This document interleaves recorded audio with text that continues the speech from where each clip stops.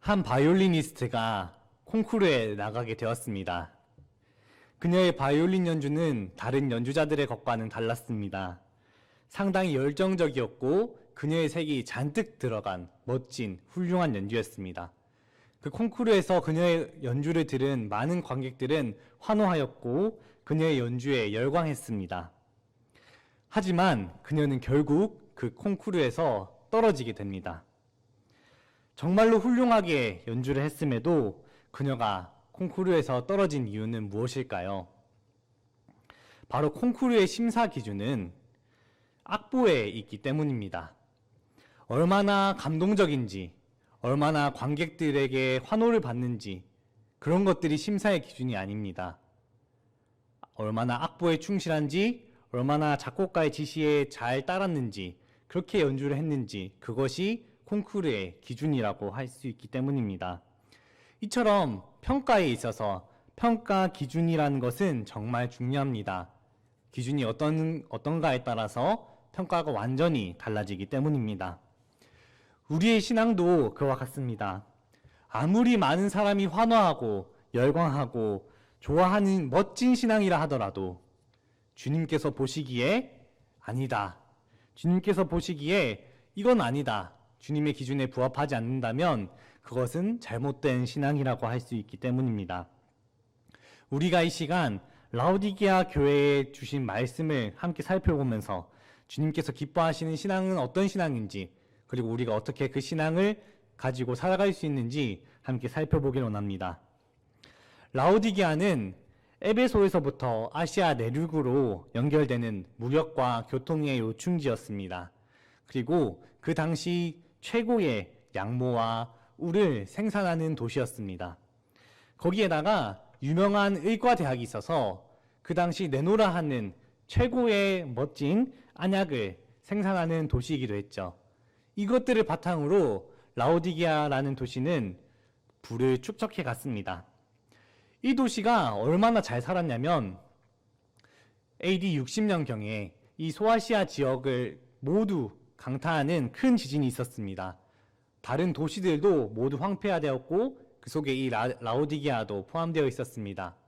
당시 로마 황제가 이 도시들을 재건하라고 도시들에게 재정 지원을 합니다. 하지만 그때 유일하게 재정 지원을 받지 않은 도시가 라오디게아입니다. 그만큼 자신들에게 충분한 자금이 있었기 때문이죠. 그리고 라오디게아 시민들은 이렇게 부유한 데다가 자유분방한 사고를 가지고 있었기 때문에 상대가 종교가 다르다고 할지라도 그들을 차별하고 핍박하지 않았습니다. 황제의 재정 지원을 받지 않았기 때문에 황제의 숭배도 덜 했습니다. 그래서 라오디게아에서는 다른 도시들과는 다르게 이 라오디게아의 교회 교인들은 불이익을 받거나 핍박받는 일이 없었습니다. 라오디게아 교회 성도들은 사회에 핍박도 없고 경제적으로 풍족한, 어떻게 보면 이 당시에서 가장 윤택한 환경에서, 좋은 환경에서 신앙생활을 했습니다. 부족한 것이 없는 부자 교회였습니다. 하지만 주님께서는 그들을 준엄하게 책망하셨습니다. 얼마나 심하게 책망하셨는가 하면은 요한계시록에 나오는 7교회 중에서 다른 교회들은 야단을 받더라도 이제 칭찬 한두 개씩은 받고 야단을 받았지만 이 라오디게아 교회는 처음부터 끝까지 주님께서 야단치시기만 합니다. 그들은 어쩌다가 이렇게 주님께 책망받는 교회가 되었을까요? 왜냐하면 그들은 스스로 자신의 신앙을 돌아보고 점검하는 이 신앙의 평가 기준이 주님의 평가 기준과 달랐기 때문입니다. 우리 17절을 한번 함께 읽어보겠습니다.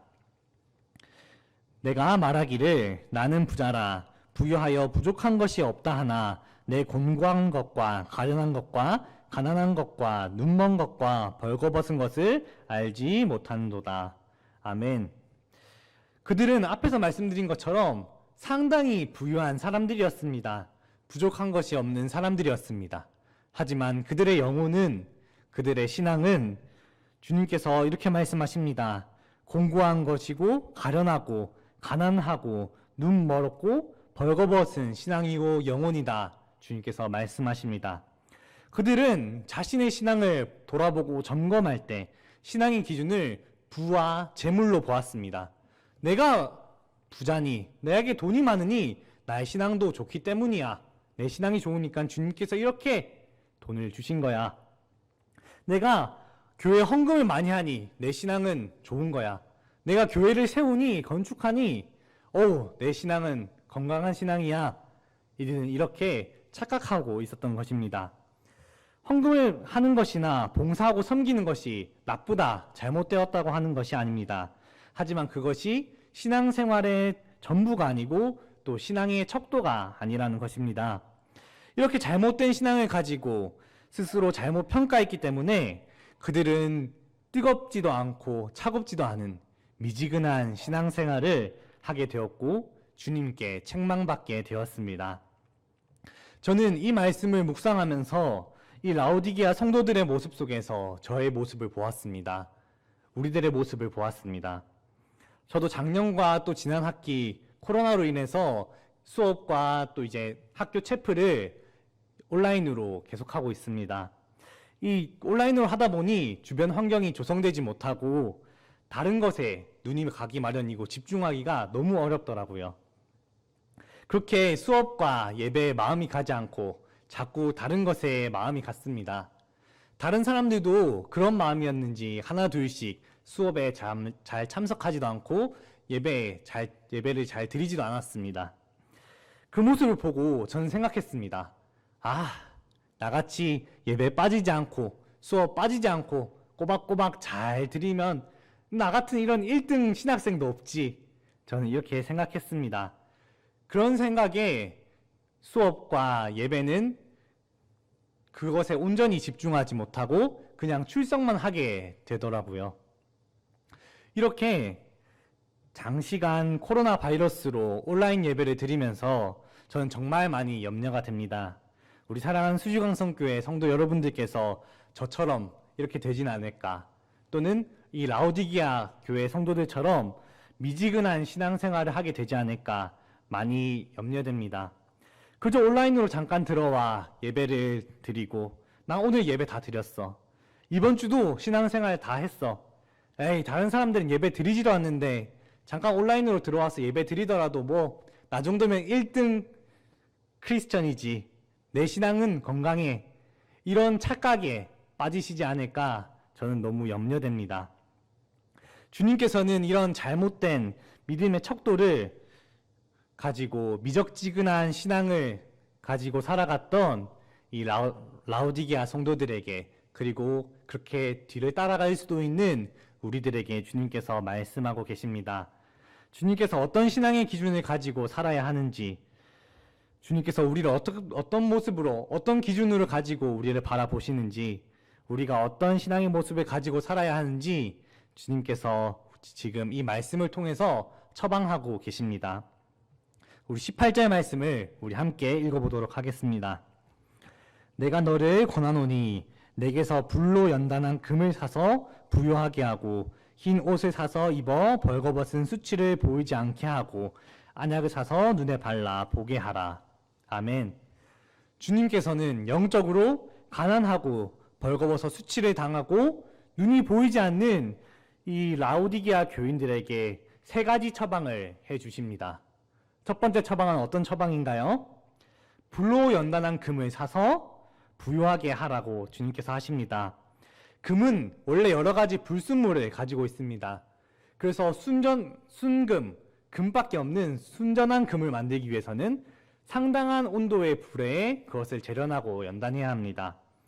주님께서 말씀하신 이 불로 연단한 금을 사라는 말씀은 불순물이 제거된 정결한 삶을 살으라 주님께서 우리에게 말씀하고 계신 것입니다. 그렇게 정결한 삶을 살아가는 것이 영적으로 부유하게 살아가는 삶입니다. 두 번째로 주님께서 우리에게 주신 처방은 흰 옷을 사서 입으라는 것입니다. 성경에서 흰 옷은 무엇을 상징합니까?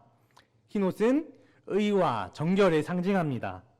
즉 그리스도의 보혈로 깨끗해져서 속죄함 받고 의롭다함을 받으라 하는 말씀입니다. 죄의 더러움을 가리는 이 더러운 벌거벗은 수치를 가리는 그리스도의 보혈로 인한 칭의의 옷을 입고 선하고 의로운 행실의 옷을 입어 영적 수치를 가리라 하는 것이 주님께서 우리에게 주신 두 번째 처방입니다. 주님께서 주신 마지막 처방은 안약을 사서 눈에 발라 보게 하라 하신 것입니다. 라오디게아 성도들의 영적인 눈은 어두웠습니다.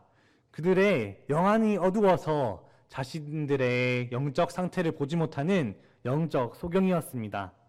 왜냐하면 그들은 육신의 것, 세상의 것에 관심을 가질 뿐 영적인 것에는 무관심했기 때문입니다. 주님께서는 지금 세상의 것만을 위하지 말고 성령의 은사를 받아 영적인 것들을 분별하며 오직 주님만을 바라보라고 이 시간 권면하고 계십니다. 이렇게 세상의 것이 들어가지 않은 정결한 삶, 주님의 보혈로 말미암는 칭의와 또 선하고 의로운 행실의 옷을 입고 살아가는 삶, 영적인 것들을 분별하며 주님만을 바라보는 삶, 이것이 주님께서 라오디게아 교인들과 우리들에게 보시는 믿음입니다. 그런데 사실 우리는 이렇게 살아가야 한다는 것을 너무나도 잘 알고 있습니다. 그리고 우리도 이렇게 정결하게 선하고 의롭게 그리고 영적인 것을 분별하면서 주님만을 바라보는 삶을 살아가길 원합니다. 하지만 우리가 이 세상을 살아가면서 그렇게 살아가는 것은 정말로 쉽지 않습니다. 많은 것들이 우리를 방해하고 그렇게 살아가지 못하게 합니다. 우리 스스로는 주님께서 말씀하신 대로 살아갈 수가 없습니다. 그래서 주님은 이 말씀 속에서 분명하게 말씀하고 계십니다. 내게서 살아. 주님께서는 분명하게 말씀하고 계십니다. 내게서 불로 연단한 금을 사서, 내게서 흰 옷을 사서, 내게서 안약을 사서 이 모든 것들을 회복하라고 주님께서 말씀하고 계십니다. 산다는 것은 아무런 대가 없이 받을 수 있다는 것이 아닙니다. 우리가 아무것도 하지 않고 가만히 있는다고 우리는 불로 연단한 금을 또 흰 옷을, 안약을 우리는 받을 수 없습니다. 우리가 주님께 무언가 대가를 지불해야지 주님께서 우리에게 그러한 것들을 주신다는 것입니다. 주님께서 내게 사라 하신 말씀은 우리가 우리에게 가진 것들을 주님께 드릴 때 주님께서 이 불로 연단한 금을, 흰 옷을, 안약을 주신다고 하시는 것입니다. 그것들로 말미암아 주님께서 칭찬하시는 멋지고 훌륭한 신앙생활을 할 수 있게 되는 것입니다. 우리가 주님께 어떤 것을 드릴 수 있을까요? 정말 많은 것을 드릴 수 있을 것 같습니다. 우리가 이 시간 특별히 그렇지만 우리의 시간을 하나님 아버지께, 주님께 드리길 원합니다. 우리가 원래는 교회에 가기 위해 준비하는 시간, 또 교회에 와서 예배하는 시간, 그리고 또 우리가 교회에서 봉사하고 섬기는 시간을 주님께 드립니다. 하지만 지금 코로나 바이러스로 인해서 우리가 온라인으로 예배 드리면서 우리가 주님께 시간을 드리는 것이 정말로 쉽지 않습니다. 그래서 우리가 이 시간 결단하기 원합니다. 우리의 시간을 주님께 드리겠습니다. 이렇게 결단하기 원합니다. 특별히 우리가 어떻게 주님께 시간을 드려야 할까요? 지지난주부터 안드레 목사님께서 우리 교회 유튜브 채널에 여름신앙 강좌를 시작하셨습니다. 아마 많은 분들이 이미 보시고 함께 배우면서 또 은혜 많이 누리고 있을 줄 압니다. 그렇지만 우리가 특별히 이 여름신앙 강좌를 가족들과 함께 보면서 또 나의 신앙을 돌아보고 또 성경에 대해서 배우면서 이 시간을 하나님께 드렸으면 좋겠습니다. 이 시간만큼은 온전히 하나님께 드리는 시간이 되면 좋겠습니다. 주님께서는 지금 우리들에게 금과 흰 옷과 안약을 주시기 위해 문 앞에 서 계십니다. 문을 두드리고 계십니다. 내게서 사라고, 그래서 회복하라고, 신앙을 회복하라고 주님께서는 말씀하고 계십니다. 주님의 그 음성에 귀를 기울이고 주님께 시간을 들여서 라오디게아 교인처럼 미지근하다고 책망받는 신앙이 아니라 주님으로부터 뜨거운 믿음의 소유자라고 칭찬받는 우리 되기를 주님의 이름으로 소망합니다. 함께 기도하겠습니다. 하나님, 우리의 신앙이 라오디게아 교인들처럼 미지근한 신앙이 아니었나 돌아보게 하시는 은혜 감사드립니다. 우리는 부족하고 연약합니다.